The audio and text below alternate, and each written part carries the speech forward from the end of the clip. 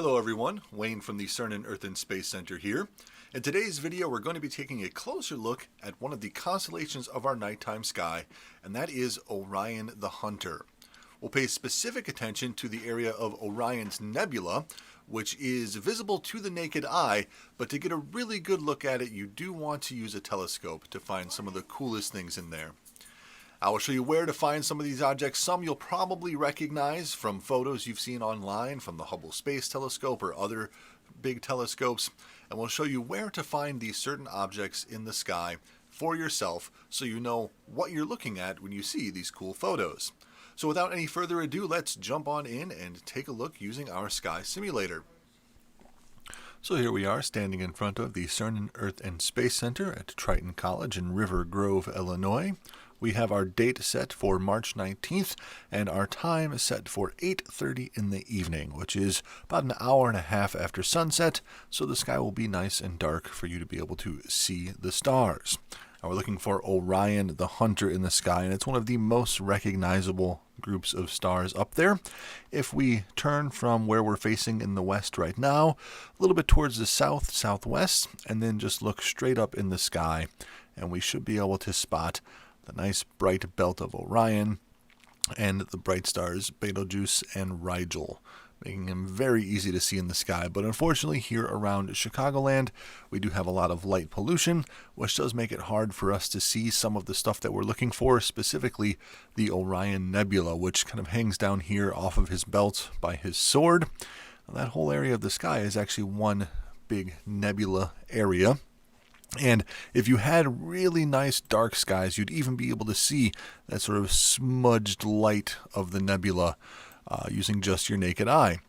But if we turn off our atmosphere here around Chicagoland and get rid of all of the light pollution, then we can start to see it a little bit better. We have the three bright stars of Orion's belt, and then we can see a few of the stars of his sword coming down off of his belt there, as well as that bit of smudge that makes up the Orion Nebula complex.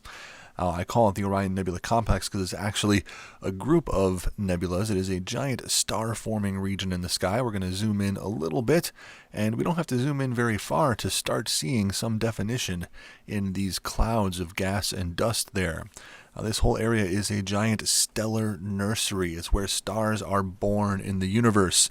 As clouds of gas and dust crash into each other, they start to stick together, and new stars are formed from that. And there are some very recognizable shapes that we can find in there. And so let's zoom in a little bit and take a look at some of those. You might recognize some of these from pictures of the Hubble Space Telescope. One of the brightest and one that jumps out at you is this one right here. It's the Orion Nebula, or sometimes also called the Turkey Nebula, in the sky, and it is very, very bright, easy to see. Like I said, if you have nice dark skies, you might be able to sort of make it out with just your naked eye, but having a telescope really helps. Even a good set of binoculars, you'll be able to see a little bit of smudge. Now, you probably won't see all of these fancy colors, the pinks and blues and greens. A lot of those come from images that have been filtered by professionals and put together to highlight the definition of the different layers or different areas of nebula. So you might see it a bit more muted in color. It won't look quite as spectacular, but it still is very cool looking. Now, if we go up a little bit higher along Orion's sword, up nearer to his belt, the leftmost star of Orion's belt, there are two very recognizable nebula areas in this part of the sky. You can start to see them already. The first one is right here next to the star. It is called the Flame Nebula because it looks like a flame coming off of a candle. And just below that, right below that bright star, is the infamous Horsehead Nebula. It's a very dark cloud of gas. It is obscuring brighter objects behind it, and it looks like a horse's head, almost like a knight in a game of chess. And it's one of the most recognizable nebula in the sky. And you can get great looks at it yourself if you have a very good telescope. But if you see pictures of it from the Hubble Space Telescope, pictures that look a lot like this one that we're looking at right now, well, now you know that it comes from this part of the sky right next to that leftmost star of the three stars in Orion's belt.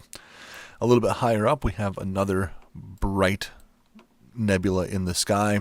It's called Barnard's Loop, and it's another bright star-forming region of the sky. So all of these 4 bright nebula areas are some of the most recognizable, most photographed nebulas in our sky. And that's because they are so bright and easy to see. They're very visible from the northern hemisphere in the wintertime.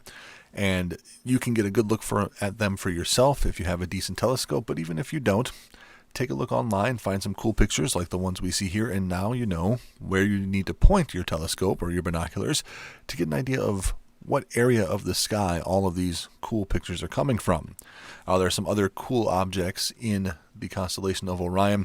We have a couple of bright stars that we've mentioned before. Rigel down here by his foot, and up here by his shoulder we have Betelgeuse, a bright orange star. Now those are 2 very interesting stars because they're so different in color. Rigel is a very blue star, and Betelgeuse is a very orange star, and that gives us an opportunity to talk a little bit about things like color temperature. Now, the different colors of a star can come from the temperature that it's burning at. The more blue a star is, the hotter it is going to be, and the more orange or red a star is, the cooler it's going to be. Now, there's still thousands to millions of degrees, so you don't really want to get close to it, even though it's a slightly cooler star. But it does give you an opportunity to see both a cool star and a very hot star in the same area of the sky right here in Orion. Well, thank you everyone for taking a closer look at Orion and the Orion Nebula with me today. Again, my name is Wayne from the CERN Earth and Space Center. Remember to like and subscribe in order to get notifications about our newest videos. But the most important thing to remember is to get out there and take a look at your night skies.